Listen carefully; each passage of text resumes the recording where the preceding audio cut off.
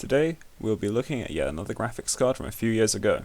The subject of this video is a card that may have become Nvidia's 700 series main option if the 750 Ti hadn't been released. I'm of course talking about the GTX 760. And this Gainwood version here is in a filthy state, so let's clean it up and then take a closer look at the specs of the card.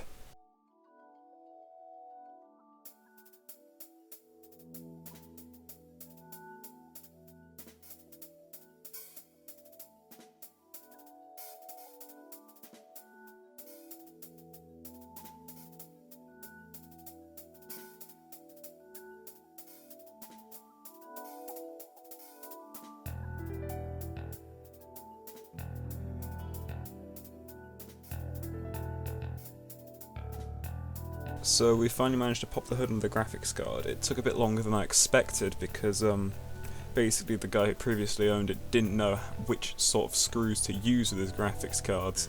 So I had to kind of cut a brand new thread in one of the screws using the Dremel just so I could open it up and clean out the thermal paste. So right, I'll finish cleaning it up and we can get on with the rest of the video.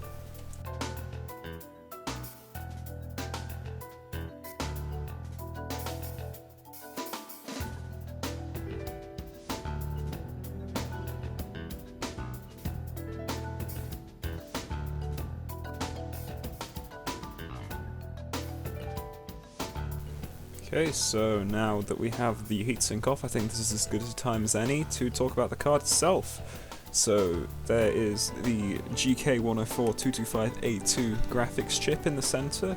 That thing has 1152 CUDA cores.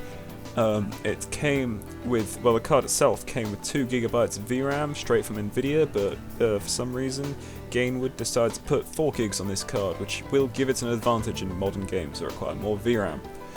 The clock speeds on this particular model of card is 1072 MHz base and 1137 MHz boost clocks, which is an upgrade over the stock Nvidia version. The entire board has a power draw of 170 watts, meaning that this thing requires 2 6-pin connectors and has a required PSU of 450 watts, according to the Gainwood website. Looking around the board, I see no damage, which is very nice, meaning that it will probably be good when we turn it on the PC. So I will now repaste the GPU and I will put it in the PC and let's see if it works.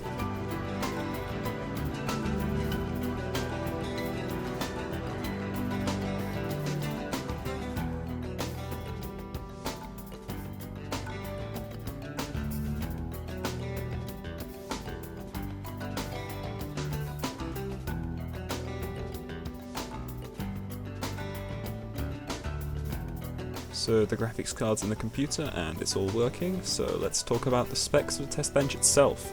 The test bench we'll be using today will be something similar to what we'll be using for quite a few of the upcoming graphics card videos that features anything that is modern, but not high-end. This is because the remainder of the specs in this PC will totally bottleneck anything that is high-end and modern. So for the CPU we have a Xeon X5670, clocked at 4.2 GHz, it has 6 cores and 12 threads, making it perfect for this sort of graphics card. We also have 12 GB of RAM, a 500 GB SSD, and we won't be experiencing any sort of power throttling because we have an 850 watt core set power supply. Anyway, enough of the specs, let's get on with the benchmarks. Today we'll be benchmarking 5 games and 2 synthetic benchmarks. The games will be Counter-Strike, War Thunder, PUBG, No Man's Sky, Far Cry 3 and Universe Sandbox 2. And for the synthetic benchmarks we have Passmark 10 and Unison Valley.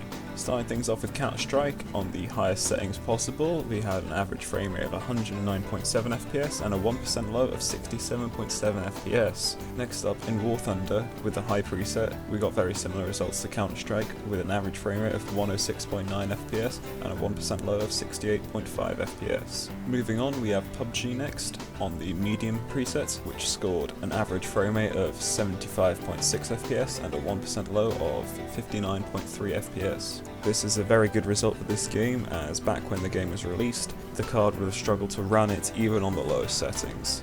In No Man's Sky, using the standard or low presets, we got the second worst result of the test run, with an average frame rate of 67.6 FPS and a 1% low of 32.4 FPS. Going with an older game now, we have Far Cry 3 using the high preset. We got an average frame rate of 107 FPS and a 1% low of 76.6 FPS. And the final game we benchmarked was Universe Sandbox 2, which got the worst results out of all the games on test, with an average frame rate of 41.5 FPS and a 1% low of 21.5. However, I would say this is not the most reliable result we got, as Universe Sandbox 2 focuses more on CPU power than it does on graphics card power, and neither component in this PC was being fully stressed during this test. Moving on to synthetic benchmarks, we have Passmark 10, which we ran the 3D tests in, getting a total score of 5,038 points, which put this card in the 42nd percentile of graphics cards. If you just saw that result, it wouldn't have looked very impressive. However, this card is quite old at this point and was a mid-range card to start off with, so I think this is a pretty good showing from it. Breaking the score down further, in the DX11 test we got a score of 108, and in the DX12 test we got a score of 19. Finally, we have Unigine Valley, which we ran in DirectX 11 mode on the high preset, which returned an average frame rate of 66.4 FPS, which gave us a score of 2,779 points. All of the tests were recorded at 1080p, and here is a graph showing all of the results on one page. So, is buying a GTX 760 a good idea in 2020? I would say yes, as they are almost always available for very cheap on eBay, especially if you can get a 4GB version like this one. I wouldn't recommend getting the 2GB version, as games are requiring more and more VRAM nowadays anyway, so stay away from that one and go for the 4GB version if you're interested in buying this graphics card. However, this graphics card does show very good performance, and can easily keep it above 60 FPS at 1080p in most games. Just remember that if you are going to buy this graphics card, to consider the fact that this thing has two 6-pin power connectors, meaning that you will need a decent power supply to power it. That's it for today's video. Hope you enjoyed. If you did, like and subscribe. If you didn't, tell us why in the comments, and I hope to see you next time.